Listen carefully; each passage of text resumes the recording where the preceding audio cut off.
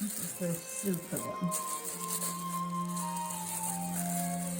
And this is the same, it's not quite as nice. Silver buttons. Look at all the sparkle thread in it. And the ribbon work and everything.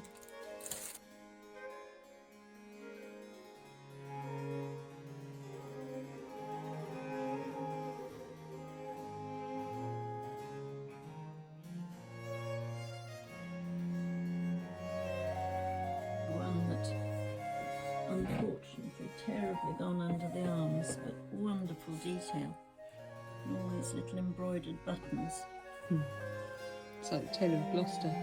Just like Taylor of Gloucester. And tiny sequins all the way along, picking out the light.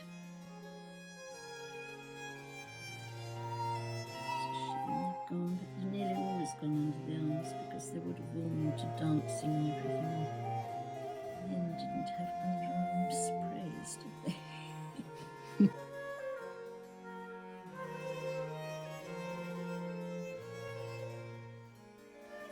So this waistcoat is about 1780, and the silver buttons would have been polished and would have reflected the candlelight, and also in the material the textiles got tiny silver threads which are difficult to see, but again when they were brilliant they would have reflected every little bit of light that they could and sparkled.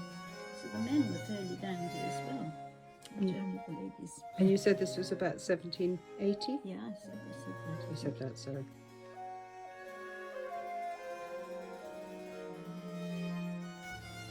This pair of 18th century shoes were lucky to survive. My mother was asked to go to a house in Tilston, where an elderly gentleman, Major James Willows, lived, having moved from Shocklatch after the death of his wife Esme. She originally came from Broughton Hall in Worthenbury, an ancient half-timbered house, built in 1642, but sadly demolished in 1959, even though listed. Having bought quite a lot of textiles, he showed her a rather shabby ottoman in which his wife had kept various underclothes. He had planned to burn the contents the previous day, but was prevented by rain. My mother suggested that she would sort it all out, much to his relief. Once back home, she started to put the contents into a bin bag, when what she thought was a bedroom slipper fell out. On further inspection, she realised it was an 18th century mule. She then frantically delved into the ottoman again and was thrilled to find the pair, even though they were rather squashed. So thanks to a rainy day, they were saved. Sadly, the metal thread ties have been cut off, probably as the buckles were of some value, but otherwise the condition is good, and we are sure that their provenance was Broughton Hall.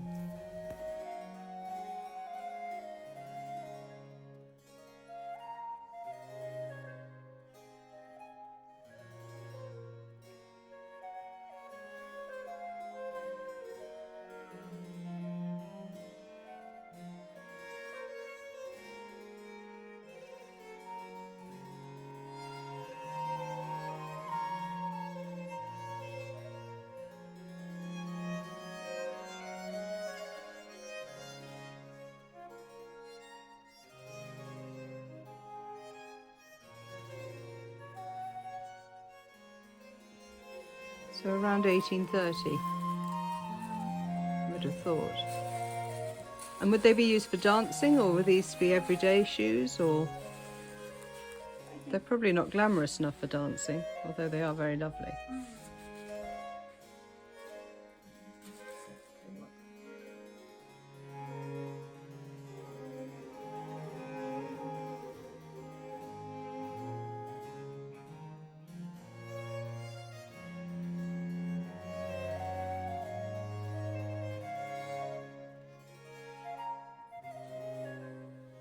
This is all carved ivory.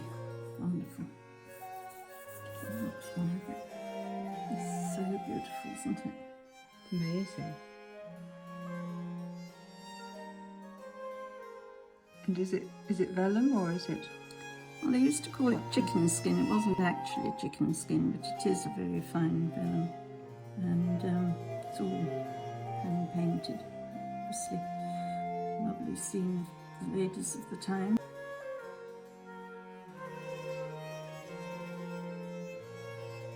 What is this? Well, this is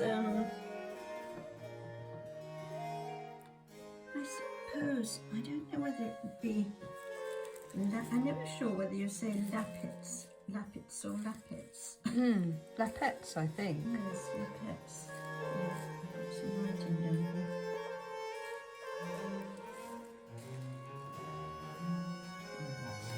That's that underneath. Wonderful work, isn't it? Imagine doing that. So it's straw on... Folded into just a mesh, black net mesh. Yet it looks like gold, doesn't it? What, the straw work? Yes. Yeah, it does.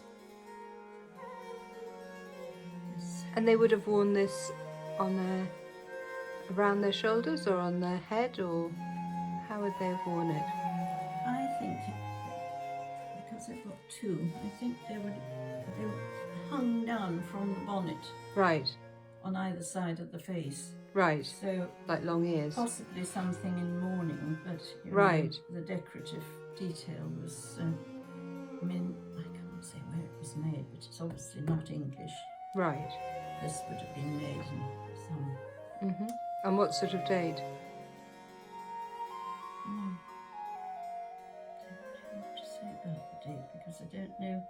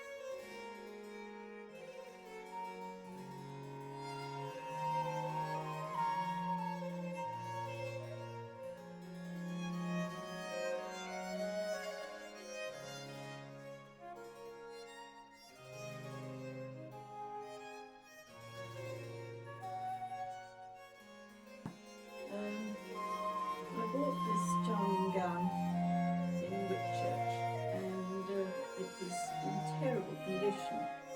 And when I got it back, I obviously had problems because it had been packed and laid flat, and these beautiful little poofs or puffs were squashed flat.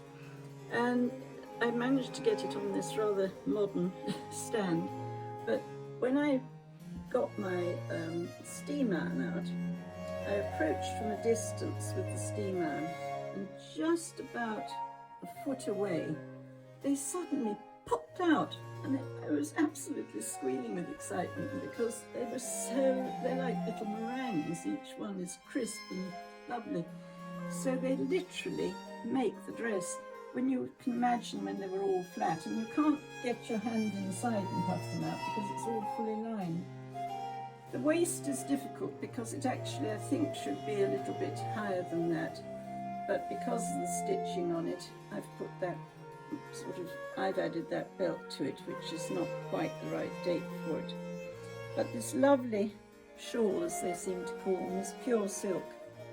And you can see how delicate the pattern is. And they were always very keen to keep something round their shoulders. Not that you'd think there'd be an awful lot of warmth in that, but in fact it would be quite attractive.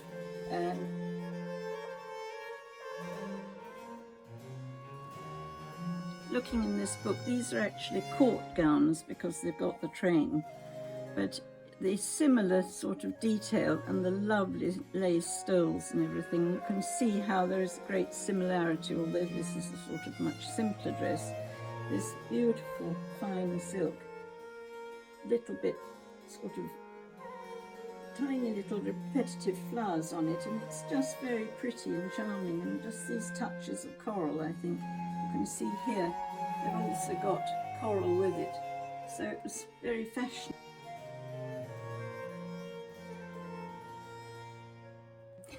Little pearl-edged lace pin, very, very delicate, with tiny pearls surrounding it, and then hair of the dear departed, or some loved one, and very detailed, and they're light as a feather, and these were known as lace pins, because they didn't drag the lace in any way when they were put on.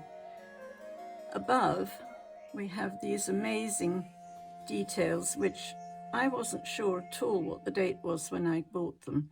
And then I was watching Emma, Jane Austen's Emma, on television, and I saw one of the young ladies, absolutely identical sort of decoration worn in their hair, which moved as they danced. You can imagine how pretty it must have looked. And their hair at this point was piled up on top, and they really are quite unusual and rare.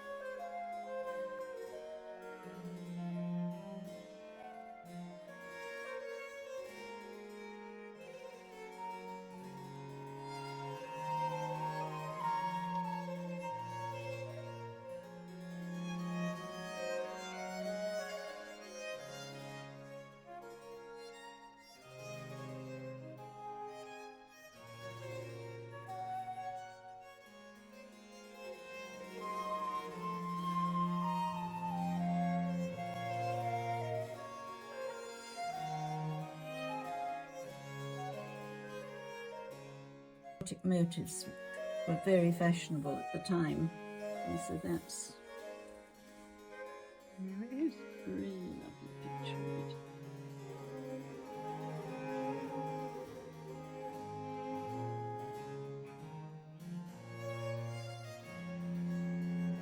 It's one of the treasures of my collection, which I bought in Settle in Yorkshire, and it's a little pineapple purse, as you can see. Totally wonderfully made. It's actually knitted with tiny points on each piece, which are little cut steel beads.